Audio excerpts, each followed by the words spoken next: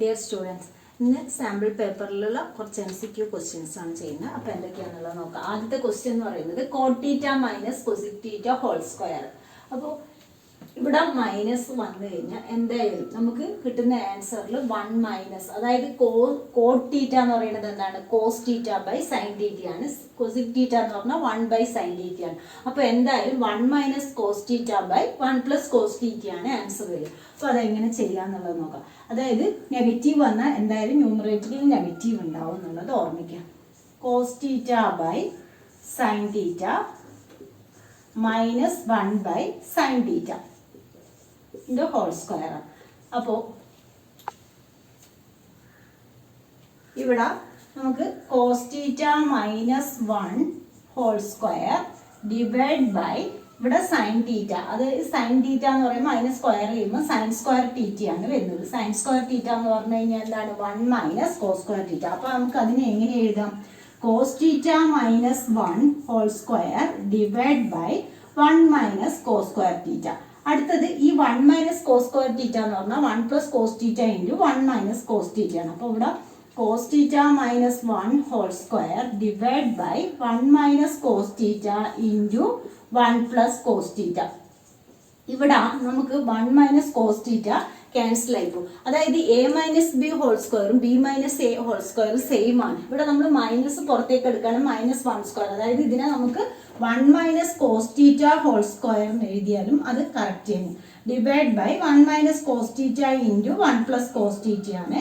അപ്പോൾ അതിൽ ഒരു 1 മൈനസ് cos θ ക്യാൻസൽ ആവും. അങ്ങനെ 1 minus cos θ by 1 plus cos θ ആണ്. അല്ലാണ്ട് ഇത് വരില്ല എന്തായാലും. അതായത് 1 minus cos θ by 1 plus cos θ ആണ് അതിൻ്റെ ആൻസർ വരിക. അടുത്തത് sin θ minus cos θ equal to 1/2. The value of sin θ plus cot θ ആണ് നമുക്ക് കാണേണ്ടത്. അതായത് ആദ്യം എന്ത് ചെയ്യുക, അതിനെ സ്ക്വയർ ചെയ്യുക. sin θ minus cos θ whole square equal to, ഇതിനെ നമുക്ക് എങ്ങനെ എഴുതാം, sin θ minus cos θ whole square.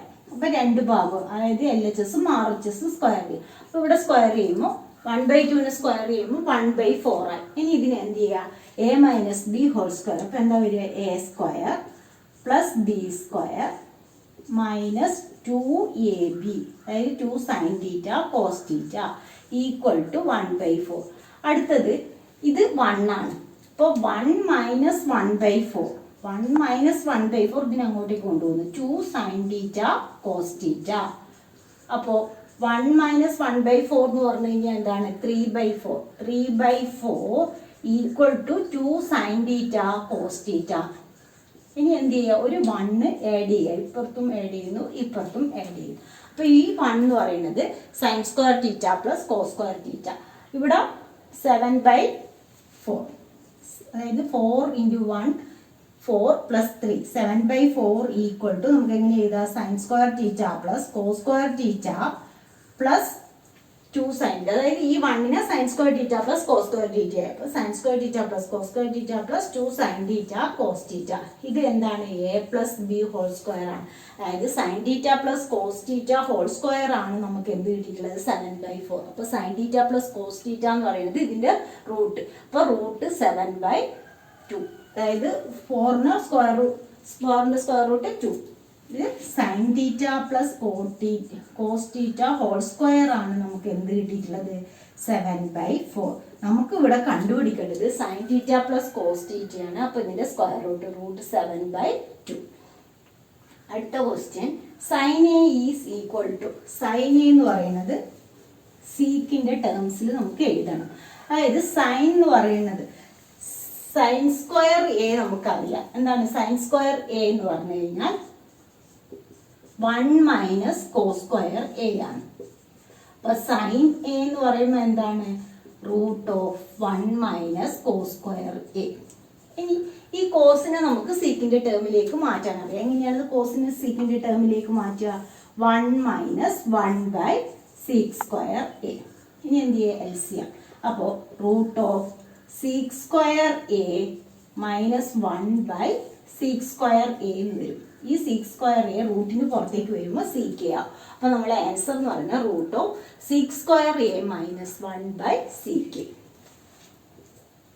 the given figure DB perpendicular to BC, അതുപോലെ DE perpendicular to AB, AC perpendicular to BC, then the term BE by DE, BE by DE ആണ് നമുക്ക് വേണ്ടത്.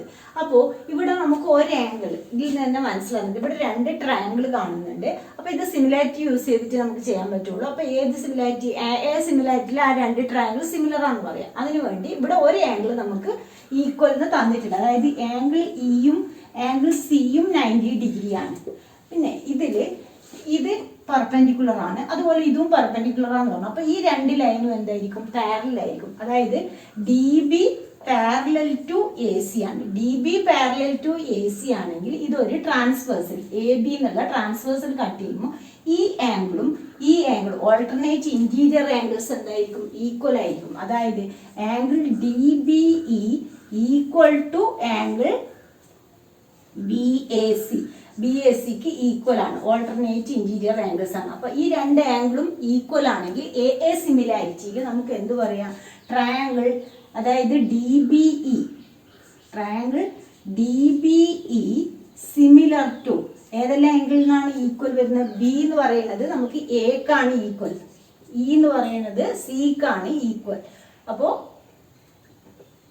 B A C, triangle D B E similar to B A C. പേര് correct ആയി ഇത് അതായത് ഏതെല്ലാം angle ആണ് equal ആവുക, രണ്ട് ആംഗിൾ ഈക്വൽ ആവുന്നുണ്ടെങ്കിൽ അതിനനുസരിച്ച് അതിന്റെ പേര് കറക്റ്റ് ആയിട്ട് എഴുതുക. അപ്പൊ ഈ രണ്ട് ട്രയാങ്കിൾ സിമിലർ ആണെങ്കിൽ ഇതിന്റെ സൈഡ്സ് എന്തായിരിക്കും, പ്രൊപ്പോർഷണൽ ആയിരിക്കും. നമുക്കിവിടെ B E by D E ആണ് വേണ്ടത്. അപ്പോൾ ഇതിനെ നമുക്ക് എങ്ങനെ എഴുതാം, D B by B A equal to B E by A C equal to D E by B C. അപ്പോൾ ഇത് രണ്ടും നോക്കുകയാണെങ്കിൽ നമുക്ക് അതായത് ഡി ഇങ്ങോട്ടേക്കും എ സി ഇങ്ങോട്ടേക്കും ക്രോസ് മൾട്ടിപ്ലൈ ചെയ്യാം. അപ്പോൾ B E by D E equal to A C by B C ആണ്. അപ്പോൾ ഇതിന്റെ ആൻസർ എന്ന് പറയുന്നത് A C by B C. The given figure points D and E are on the sides C A and C B respectively such that DE parallel to AB, DE AB ക്ക് parallel ആണ്.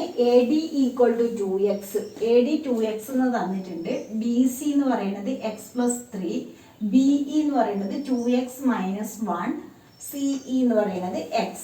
അപ്പോൾ ഇവിടെ DE parallel to AB ആണെങ്കിൽ നമുക്ക് എന്ത് ചെയ്യുക, ഇവിടെ x ആണ് നമുക്ക് കണ്ടുപിടിക്കേണ്ടത്, സൈഡ്സ് നമുക്ക് പ്രൊപ്പോർഷണൽ ആയിട്ട് തന്നിട്ടുണ്ട്. അപ്പോൾ എന്ത് ചെയ്യുക, DE parallel BPT theorem use ചെയ്യുക. BPT theorem AD by DC അല്ലെങ്കിൽ CD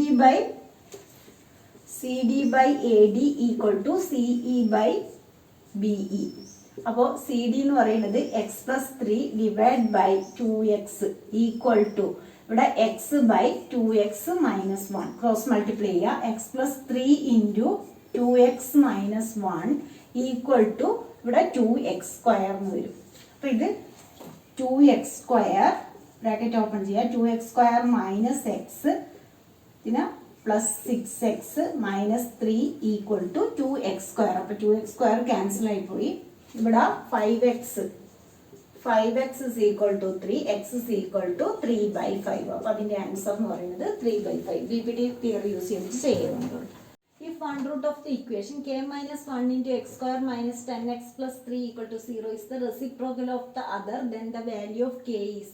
അപ്പോൾ ഒരു സീറോ മറ്റൊരു റെസിപ്രോക്കൽ എന്ന് പറഞ്ഞാൽ അപ്പോൾ ആൽഫ ഒന്ന് 1/ആൽഫ. അപ്പോൾ പ്രോഡക്റ്റ് ഓഫ് സീറോസ് എന്ന് പറയുന്നത് ആൽഫ ഇൻറ്റു 1/ആൽഫ equal to C by A. C എന്ന് പറയുന്നത് 3/k minus 1. അപ്പോൾ ഇത് cross multiply, alpha alpha cancel ആവും. k minus 1 equal to 3, k equal to 4 എന്ന് കിട്ടും. അതിൻ്റെ ആൻസർ k ഈക്വൽ ടു 4. അടുത്തത് if 1 0 of a quadratic polynomial 3x square minus 8x plus 2k plus 1 is 7 times the other, the value of k will be. അവിടെ ഒരു 0 alpha പിന്നെ ഒരു 0 7 ആൽഫയാണ്. 7 times the other എന്നാണ് പറയുന്നത്.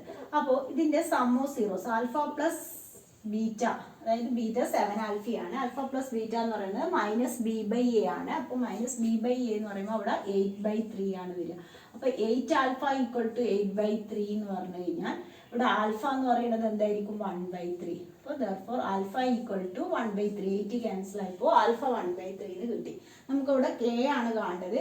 അപ്പോൾ അടുത്തത് product of zeros. Alpha into 7 alpha equal to 2k + 1, അതായത് c/a. 2k + 1 ആണ് c/a. c/a എന്ന് പറഞ്ഞാൽ ഇങ്ങനെയാണ്. ഇവിടെ 7 alpha square equal to 2k + 1/3. ഇത് ആൽഫ നമ്മൾ കിട്ടിയിട്ടുണ്ട്. എത്രയാണ്? 1/3. സബ്സ്റ്റിറ്റ്യൂട്ട് ചെയ്യുക. അപ്പോൾ 7/9 ആൽഫ സ്ക്വയർ ആണ്. അതുകൊണ്ട് 1/3 ഹോൾ സ്ക്വയർ എന്ന് പറഞ്ഞാൽ 1/9 ഈക്വൽ ടു 2k + 1/3. ഇതിനെ ഇനി ക്രോസ് മൾട്ടിപ്ലൈ ചെയ്യുക. അപ്പോൾ 2k + 1 equal to 7 × 3/9. 2k + 1 equal to 7 × 3/9 എന്ന് വരും. ഇവിടെ 7/3 ആണ് വരുന്നത്. അപ്പോൾ 2k ഈക്വൽ ടു 7/3 - 1. അപ്പോൾ 7 - 3/3 4/3.